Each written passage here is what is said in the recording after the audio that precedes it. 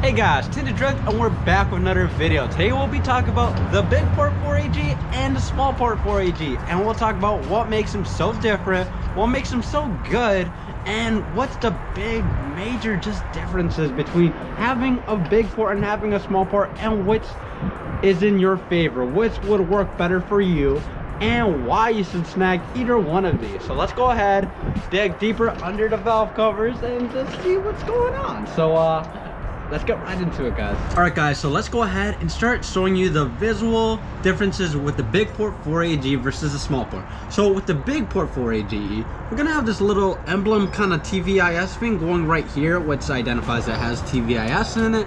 I'll explain what TVIS is in one moment, but also another major difference between these is these little rocker, the little gap right here for the spark plug. It's a spark plug valley. It has a different design than a Smallport. But anyway, typically when you look for one of these 4AGEs, you don't want to try to identify what it is based off of the valve cover, because that's not an accurate way to identify it. But versus these kind of simple things, you could kind of already see what's going on, what kind of 4AGE it is. So yeah, right now we're talking about the visual, so let's get into what is the Bigport, why is it called the Bigport, and what's the difference with the Bigport mechanically wise than the Smallport engine. Alright guys, so this is the Bigport 4AGE, and the Bigport 4AGE was the first designed 4AGE in general. So what this was is it had TVIS. So what TVIS is it's what Toyota designed to compensate for reduced airspeed in the engine. So basically, before 4,000 RPMs, this engine was pretty doggish and didn't perform too well. So what Toyota designed and did was they made dual intake runners fitted with a butterfly valve that opened up around 4,000 RPMs. So the fact that it gave it lower RPMs, 4 of the 8 runners would be closed. And basically, the forces of the engine would draw all of the air through half of the runners in a manifold. So the good thing to come of that TVIS is it'd be better airspeed, better fuel atomization, and better performance across basically the entire power band, which is pretty great. So you know, like the benefits is the TVIS. The other benefit is this engine was a lot lighter and it was pretty strong. So you know, it had basically a lot of lighter internals. So this 4AGE approximately made around 112 horsepower to around 115 horsepower. So you know, the first generation, you could find them in the, you know, the 8.6. You could also find them in the MR2, and then in this Corolla, the Ae92. Also, the main reason why this is called the Bigport is because it has bigger ports on the intake. So the intake ports are pretty big versus the Smallport, and that's why it had TVIS to compensate for the big intake ports on this engine. This engine had about a compression ratio of 941 versus the other Smallport, which we'll get into right now. So let's go ahead and get into the Smallport.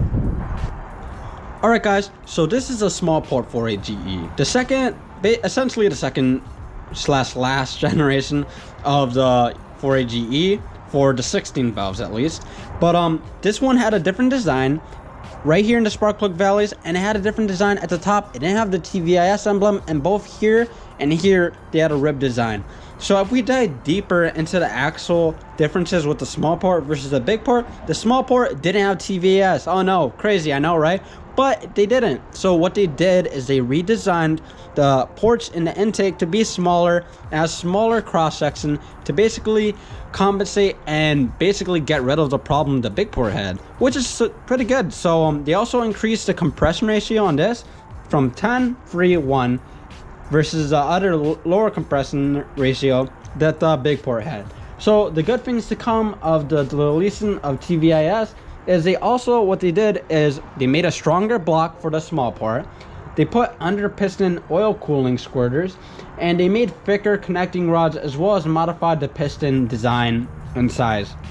So that was a cool thing. They also, in all 4AGEs, they made a forged crankshaft, which is pretty cool. So basically, both 4AGEs, the Smallport and the Bigport, were really great options and really great rev-happy engines to get into. So either which way you go, you can't really go wrong. This engine's a lot stronger than the Bigport, but the Bigport's pretty fun, has a TVS, pretty fun, pretty rev happy. So either which way, you can't really go wrong. If you really want to go for a more forced induction kind of thing, maybe it might be better to go Smallport.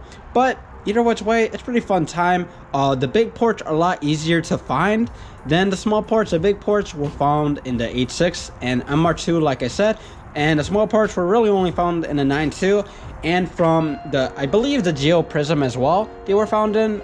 I could be wrong, but yeah. All right, and that's the major differences between the Bigport and the Smallport 4AGE. If you guys are looking for parts for either which one, definitely check out the description. I'm gonna leave links to a lot of sites that I go to for modification parts on these 4AGEs, as well as stock OEM parts. If you guys want to see more content on Ae92s, 4AGEs, or a lot of other projects I got coming up, definitely hit that subscribe button. And then let me know in the comments which 4AGE you guys love and like and why. I'll definitely see you guys in the next video. Until then, peace.